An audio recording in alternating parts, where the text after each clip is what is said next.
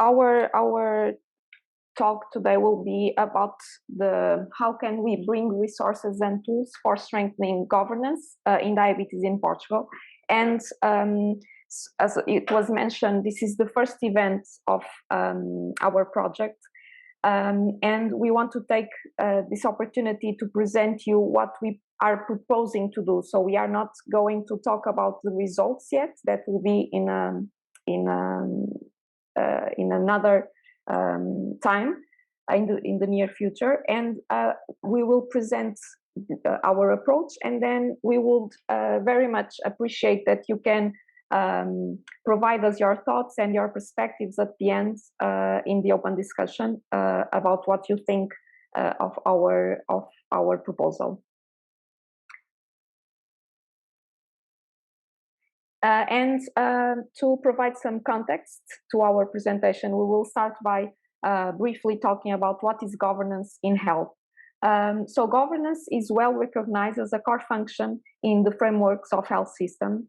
And actually, the World Health Organization defines governance in the health sector as a wide range of steering and rulemaking related functions that are carried out by different levels, and those can be at national level, regional, or at local level. Overall, the definitions of governance are often very broad and challenged by a narrow distinction that exists between other related concepts like stewardship, leadership, and management. So when we look at the concept governance, we will find all these issues. And one thing we know as a certain is that governance in health, it includes a set of processes and tools, and this is why we are going to look at them in this project. And these tools are related to decision making with different responsibilities and implications for different actors. And this is also another important point. So we are not only looking at the public sector as an important actor for decision making, but also other sectors, including the private sector and civil society. So altogether, including all, we all want to lead for positive health outcomes in diabetes.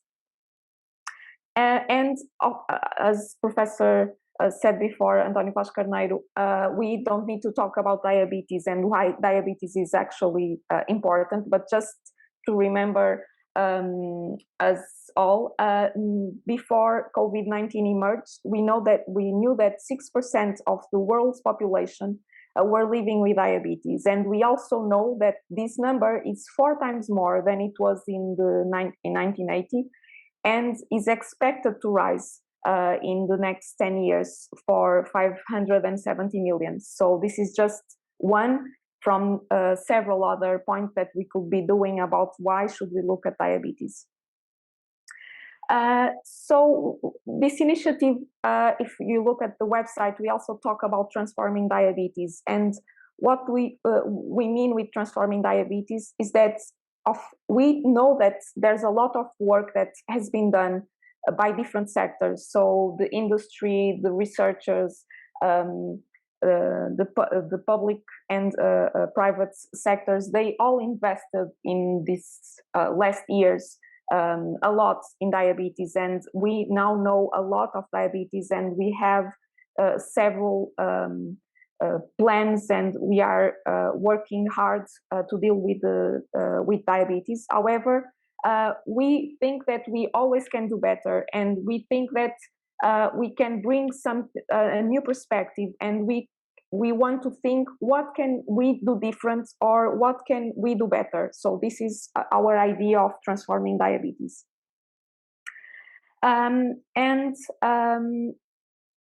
We want to take advantage of the health ecosystem and how it is organized. So in our perspective is to include both a top-down perspective and a bottom-up perspective. So when we look at resources and instruments that can help strengthening governance in health, we are looking at a top-down perspective. But then when we are trying to scaling up good practices by focusing on valuable resources of practice-based evidence, then this way we will be looking at the bottom-up perspective. And in this initiative, we want to combine both approaches to take the most of this project. And also considering that we are in 2021, so this is an important moment to continue taking action. So now the World Health Organization launched very recently this year the Global Diabetes Compact. So we see there's a movement to not leave behind diabetes as a very important chronic disease. Then we also have very soon another important goal that is related with the United Nations, and there's specific targets that were set for diabetes and obesity, and they have to be reached by 2025. And then we have the Sustainable Development Goals that we committed to achieve in 2030. So in Portugal, we have the National Health Plan and we have the National Program for Diabetes, and those are good examples of working to accomplish all these goals in the next 10 years.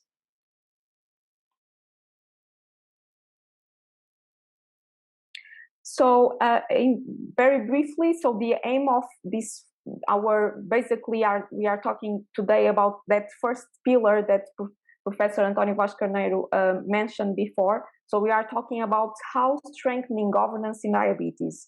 And we aim to do this by providing an analysis of resources and instruments that can be useful to improve policy, decision, and healthcare with a special focus on diabetes. Okay, so now I will stop my presentation because I will ask Paulo Nicola to take the floor and continue the presentation. Thank you, Elisa. So Elisa gave the scope and the purpose of this work, and I'm now going to speak about how we are going to do this, the steps.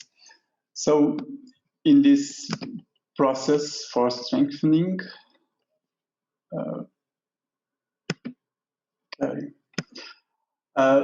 we are going to identify areas of interest for these tools, perspectives, and resources for strengthening governance in diabetes.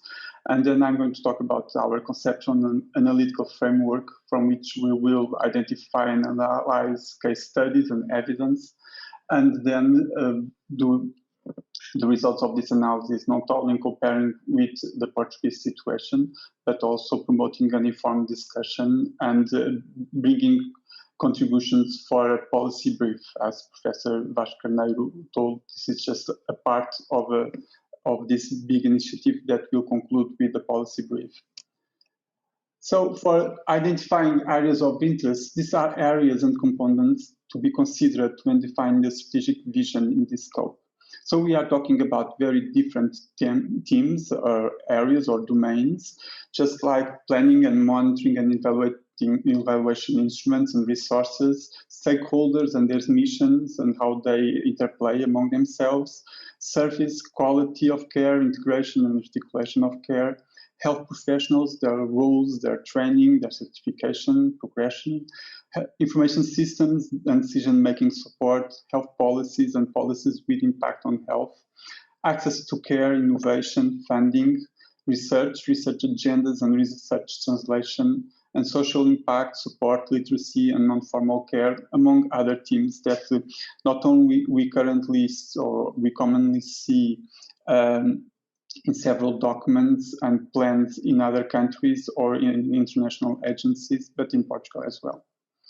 So with this identification, we will do its analysis of these documents and also of the evidence behind their proposals, recommendations, and the instruments that they support. And we also aim to to explore related areas like other chronic diseases or other diseases that demand, for instance, patient empowerment, integrated care. So to understand if there are interesting resources being applied in neighbor situations which should be considered or can be considered in diabetes. We will identify actions, projects, and initiatives, for instance, in other countries, in other health systems, and analyze their strategic values, also their requirements, and how they are evaluated regarding their impact. So this is what we'll be looking for, and we'll look not only vertically but also cross-sectionally, looking at the policy perspectives and approach that are transversal to the way that the system organizes itself. So we'll bring concepts like whole of government approach, health and health policies, society, community, individual engagement, and health inequalities. So these are perspectives that by themselves, they help to organize the health system, and to which tools and instruments in governance can not only direct, but also be instrumental in their development. We'll do a comparison with the Portuguese situation and to promote an informed discussion. And we'll do that not only by our analysis, but all the documents that we identify as reference of interest or case studies, we'll do a collection of them that we'll publish in our website with our comments, and we'll do a report called Resources for Strengthening the Governance of Diabetes. This report will have 2 stages, one with a preliminary version that we will discuss in a conference late this year, and which will be online with a discussion forum, so we can have an open discussion and contributions by all stakeholders and in an open manner by all interested researchers and so on. So we can have a final version with these contributions. And this final version will obviously then be directed also to support the policy brief with recommendations. That's how we will want to work with our stakeholders and everyone involved in this team and this domain. Today we will have to work like this, but soon I hope that we'll be in another setting. And so this is the email for our initiative, and I guess that you already have our website. And afterwards, like Elisa told, we will very much like to hear your thoughts. Thank you.